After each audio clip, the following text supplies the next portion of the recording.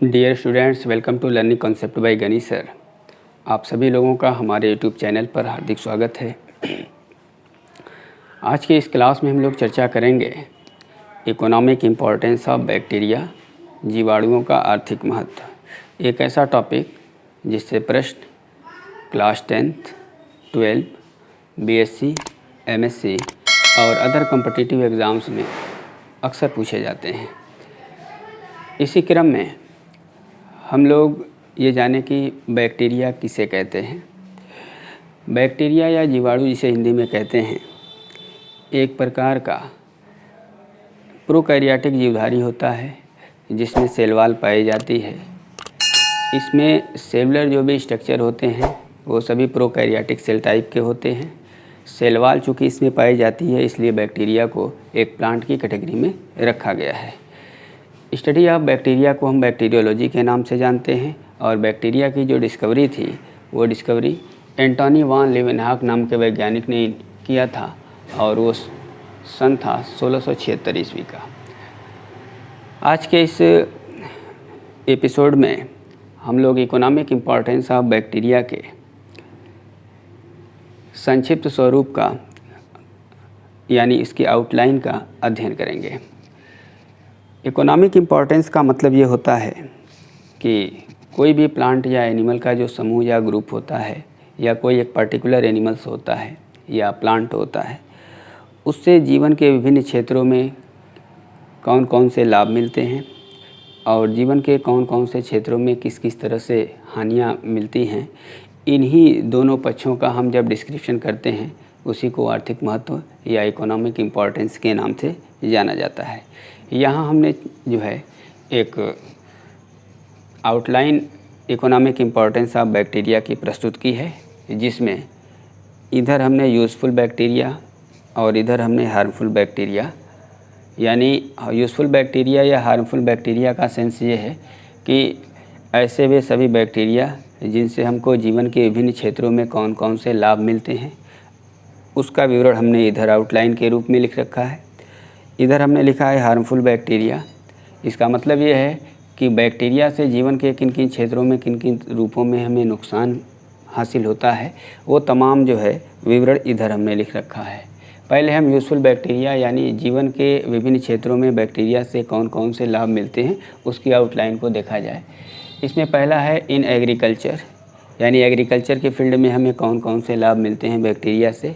दूसरा है in industry, औद्योगिक क्षेत्र में या औद्योगिक कैंपस में हम विभिन्न प्रकार के प्रोडक्शन के लिए जो स्थापना करते हैं फैक्ट्रीज़ का, उसमें हम पदार्थों के उत्पादन में बैक्टीरिया का किन किन चीज़ों के लिए इस्तेमाल करते हैं वो सारी डिटेल्स इसमें हम लोग पढ़ेंगे। फिर है आपका इन वाइनिगार इंडस्ट्री, वाइनिगार को बनाने में कौन कौन से बैक्टीरिया की प्रजातियों का इस्तेमाल किया जाता है वो सारी डिटेल इसमें पढ़ेंगे। इन मेडिसिन, दवाओं को बनाने में बैक्टीरिया का क्या रोल प्ले होता है वो सारे डिटेल इसमें पढ़ा जाएगा। Decomposition of dead organic matter, पदार्थों को सड़ाना गलाना या जीवित जो जीवधारी जब मर जाता है तो उसके शरीर को गलाने और सड़ाने वाली जो प्रक्रिया होती है उसको डिकम्पोजिशन कहते हैं। तो डिकम्पोजिशन में इस बैक्टीरिया का क्या रोल प्ले होता है ये डिटेल इसमें पढ़ेंगे। और in production of antibiotic, antibiotic के प्रोडक्शन में बैक्टीरिया का क्या रोल होता है या क्या इसकी भूमिका होती है इसके बारे में इस हेडिंग में पढ़ेंगे। इसी तरह से हार्मफुल एक्टिविटी जो है बैक्टीरिया की, और वो है आपकी पहला है फूड पॉइजनिंग, खाद्य विषाक्तता हिंदी में कहते हैं, अर्थात खाने में जहर उत्पन्न कर देना या खाद्य पदार्थों को ख़राब कर देना। दूसरा है डिसीज़ इन प्लांट, पौधों में रोग उत्पन्न करना। अगला है डिसीज़ इन ह्यूमन, मानव में रोग उत्पन्न करना। Water pollution, loss of fertility और पेनिसिलिन डिस्ट्रक्शन। तो इधर हमने जो लिखा है वो सभी के सभी जो है बैक्टीरिया की हार्मफुल एक्टिविटीज़ हैं और इधर जो हमने लिखा है वो बैक्टीरिया की यूज़फुल एक्टिविटीज़ हैं। तो हार्मफुल और यूज़फुल एक्टिविटीज़ को जब हम एक साथ डिस्क्राइब करते हैं उसी को कहा जाता है economic importance of bacteria. Economic importance को हम दो शीर्षकों, दो हेडिंग्स में अध्ययन करते हैं। एक तरफ हम यूज़फुल बैक्टीरिया या पॉजिटिव वैल्यू ऑफ बैक्टीरिया के बारे में पढ़ते हैं। इसमें हम उन तमाम प्रॉपर्टीज़ के बारे में पढ़ते हैं जिनसे हमको केवल लाभ प्राप्त होता है। तो पॉजिटिव वैल्यू का मतलब है ऐसे वो तमाम बैक्टीरिया जिनसे हमको जीवन के विभिन्न क्षेत्रों में डायरेक्ट या इनडायरेक्ट लाभ प्राप्त होता है, ऐसे बैक्टीरिया को हम पॉजिटिव बैक्टीरिया या यूज़फुल बैक्टीरिया या पॉजिटिव इम्पोर्टेंस ऑफ बैक्टीरिया के नाम से जानते हैं। तो यूज़फुल बैक्टीरिया में हमने कुछ विवरण यहाँ दे रखा है। पहला है इन एग्रीकल्चर फील्ड। एग्रीकल्चर यानी कृषि के क्षेत्र में जो बैक्टीरिया होते हैं ये नाइट्रोजन फिक्सेशन के माध्यम से वातावरण की जो नाइट्रोजन होती है उसको नाइट्रोजनस कंपाउंड में कन्वर्ट कर देते हैं। अब पौधे जो होते हैं नाइट्रोजन को तभी यूज़ कर पाते हैं जब उनको या तो नाइट्राइट के रूप में या नाइट्रेट के रूप में बदल करके वो नाइट्रोजन उपलब्ध कराई जाए। तो ये फ्री नाइट्रोजन का नाइट्रोजनस कंपाउंड में या तो नाइट्राइट या नाइट्रेट के रूप में जो कन्वर्जन का प्रोसेस होता है उसको हम नाइट्रोजन फिक्सेशन के नाम से जानते हैं। और नाइट्रोजन फिक्सेशन जो होता है राइजोबियम नाम की जितनी भी जो है प्रजातियां होती हैं बैक्टीरिया की वो सभी जो है नाइट्रोजन फिक्सेशन करती हैं। इससे मिट्टी में जो नाइट्रोजन की मात्रा होती है वो बढ़ जाती है। परिणाम स्वरूप जो उपज की क्षमता होती है खेत की मिट्टी की वो भी बढ़ जाती है। दूसरी बात डायरेक्ट या इनडायरेक्ट रूप से खेत की जो उर्वरता होती है या जो प्रोडक्शन कैपेसिटी होती है उसको बढ़ाते हैं। और इस सैप्रोफाइटिक बैक्टीरिया में आपका एजोटोबैक्टर आता है। तो एग्रीकल्चर के फील्ड में राइजोबियम नाइट्रोजन फिक्सेशन के माध्यम से और एजोटोबैक्टर जो है सैप्रोफाइटिक एक्टिविटीज़ की माध्यम से जो भूमि की उर्वरता होती है उसको बढ़ाता है। अर्थात एग्रीकल्चर के फील्ड में उर्वरता बढ़ाने में बैक्टीरिया का अति महत्वपूर्ण योगदान होता है। दूसरी हेडिंग है इन अल्कोहल इंडस्ट्रीज़। अल्कोहल इंडस्ट्रीज़ में विभिन्न प्रकार के जो है बेवरेजेस का उत्पादन किया जाता है। इसमें जो है फर्मेंटेशन ऑफ शुगर और प्रोडक्शन ऑफ अल्कोहल यानी शुगर का किण्वन या फर्मेंटेशन करना और अल्कोहल का जो है उत्पादन करना, ये दो काम जो होता है आपके अल्कोहल इंडस्ट्री में होता है। और इन दोनों काम के लिए सामान्य रूप से जो है क्लास्ट्रीडियम का इस्तेमाल किया जाता है। दूसरी चीज़, अल्कोहल को सिरके में बदलने के लिए जो है एसोटोबैक्टर नामक बैक्टीरिया का इस्तेमाल किया जाता है। तो अल्कोहल इंडस्ट्रीज़ में एसोटोबैक्टर और क्लास्ट्रीडियम नामक जो है बैक्टीरिया का इस्तेमाल करते हुए हम लोग अल्कोहल का और अल्कोहल को सिरके में बदलने का कार्य लेते हैं। अगला है इन मेडिकल फील्ड। मेडिकल फील्ड में जो है क्लास्ट्रीडियम नाम का एक बैक्टीरिया होता है जिससे हम विटामिन का जो है उत्पादन करते हैं। अर्थात विटामिन के उत्पादन में क्लास्ट्रीडियम नामक बैक्टीरिया का योगदान होता है। अगला है इन डेयरी स्टैंडी। डेयरी स्टैंडी का मतलब होता है दूध और उसे बनने वाले जो उत्पाद होते हैं उस इंडस्ट्रीज़ को हम डेयरी इंडस्ट्रीज़ के नाम से जानते हैं। और इसमें जो है दूध से दही का जो परिवर्तन होता है या दूध से दही जो तैयार की जाती है उसमें एक बैक्टीरिया यूज़ किया जाता है, उसका नाम है स्ट्रेप्टोकाकस। अर्थात दूध से दही बनाने के लिए हम स्ट्रेप्टोकाकस नामक बैक्टीरिया का इस्तेमाल करते हैं। अगला है आपका इन टी इंडस्ट्री, जो चाय की पत्ती की फैक्ट्री होती है जहाँ से उनको अच्छी गुणवत्ता वाली चाय तैयार की जाती है, पैकिंग की जाती है, उनकी एक्सपायरी और उनकी गुणवत्ता का निर्धारण किया जाता है। इससे रिलेटेड जो इंडस्ट्री होती है उसको टी इंडस्ट्री कहा जाता है। टी इंडस्ट्रीज़ में माइकोकास्कस नाम का बैक्टीरिया होता है। इस बैक्टीरिया का इस्तेमाल चाय की पत्तियों में स्वाद और सुगंध इन दोनों को बढ़ाने के लिए हम करते हैं। तो चाय की पत्तियों में स्वाद और सुगंध बढ़ाने के लिए माइकोकाकस नाम के बैक्टीरिया का इस्तेमाल किया जाता है।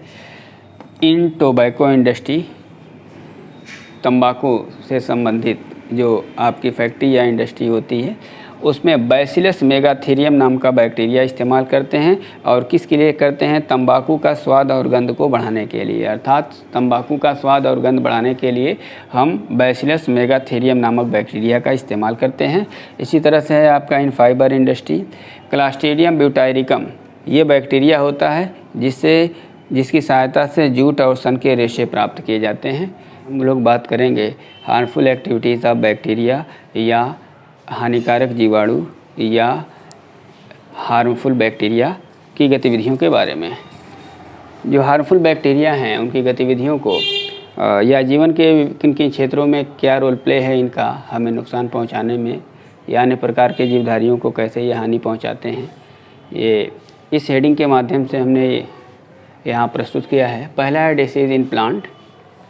डिसीज़ का मतलब होता है शरीर के अंदर होने वाली जैविक क्रियाएं जब असंतुलित दशा में आ जाती हैं और वो हमारे लिए घातक सिद्ध होती हैं तो उस दशा को हम डिसीज़ के नाम से जानते हैं। तो पहली जो हार्मफुल बैक्टीरिया होती हैं वो पौधों के अंदर बहुत सारी बीमारियां काज करती हैं। जैसे इधर हमने डिसीज़ का नाम, इधर हमने बैक्टीरिया का नाम लिख रखा है। डिसीज़ में पहली डिसीज़ है सिटस गैंकर, जो कि ज़ैंथोमोनास सिट्राई नामक बैक्टीरिया से होती है। दूसरा है लीफ ब्लाइट ऑफ राइस, जिसको ज़ैंथोमोनास ओराइज़ी कहा जाता है। अगला है फायर ब्लाइट ऑफ एप्पल, जिसको इरविनिया एमाइलोवेरा के नाम से जाना जाता है। ये बैक्टीरिया ये रोग काज करती है, ये बैक्टीरिया ये वाला रोग काज करती है, और ये बैक्टीरिया ये रोग काज करती है। दूसरा है डिसीज़ इन ह्यूमन बीइंग, मानव जाति में बैक्टीरिया कौन कौन सा रोग उत्पन्न करती हैं। वैसे तो बहुत लंबी लिस्ट है, लेकिन कुछ फेमस बीमारियों का नाम हमने यहाँ लिख रखा है। पहली बीमारी है कॉलेरा, जिसको विब्रियो कॉलेरा नाम की बैक्टीरिया काज करती है। टाइफाइड, यह साल्मोनेला टाइफी नामक बैक्टीरिया से उत्पन्न होने वाली बीमारी होती है। लाख जा या टेटाइनस जिसको कहते हैं, यह आपका क्लास्ट्रीडियम टेटानी नामक जो है बैक्टीरिया के द्वारा उत्पन्न होती है। अगला है पेनिसिलिन डिस्ट्रक्शन। बैक्टीरिया के अंदर से कुछ ऐसे एंजाइम भी निकलते हैं जो पेनिसिलिन को नाश करते हैं। Denitrification, bacillus thiobacillus denitrificans. अगला है आपका डीनाइट्रिफिकेशन। ये जो है एक ऐसी प्रक्रिया होती है जिसमें नाइट्रोजनस कंपाउंड से नाइट्रोजन को फ्री करके उन्हें वातावरण में भेज दिया जाता है। जब कभी भी किसी भी नाइट्रोजनस कंपाउंड से नाइट्रोजन को फ्री करके वातावरण में भेज दिया जाता है, ये घटना कहलाती है डीनाइट्रिफिकेशन। इसके अपोजिट, जब फ्री नाइट्रोजन को नाइट्रोजनस कंपाउंड में कन्वर्ट किया जाता है तो ये घटना कहलाती है आपकी नाइट्रोजन फिक्सेशन। तो नाइट्रोजन फिक्सेशन का अपोजिट डीनाइट्रिफिकेंस होता है, और डीनाइट्रिफिकेंस का अपोजिट नाइट्रोजन फिक्सेशन होता है। तो डीनाइट्रिफिकेशन में जब जो है किसी नाइट्रोजनस कंपाउंड से नाइट्रोजन को फ्री करके उसे वातावरण में भेज दिया जाता है, तो जिस मिट्टी में यह घटना घटित होती है वहाँ की मिट्टी में नाइट्रोजन की मात्रा जो होती है कम हो जाती है। परिणाम स्वरूप मिट्टी की उपज की क्षमता घट जाती है, और यह डीनाइट्रिफिकेशन जो होता है वो थायोबैसिलस डीनाइट्रिफिकेंस नामक बैक्टीरिया के द्वारा होता है। अगला है स्पोलियोज ऑफ फूड मटेरियल, यानी खाद्य पदार्थों को नष्ट करना, ख़राब करना, और इसके लिए जो बैक्टीरिया जिम्मेदार है होता है उसका नाम है क्लास्ट्रीडियम बार्टिउलिनम। अर्थात क्लास्ट्रीडियम बार्टिउलिनम के द्वारा फूड स्पोलिएज होता है, यानी खाद्य और पेय पदार्थों में जो जहर उत्पन्न करने की घटना होती है अथवा उन्हें ख़राब करने की जो घटना होती है वो इसी क्लास्ट्रीडियम बार्टिउलिनम नामक बैक्टीरिया के द्वारा होती है।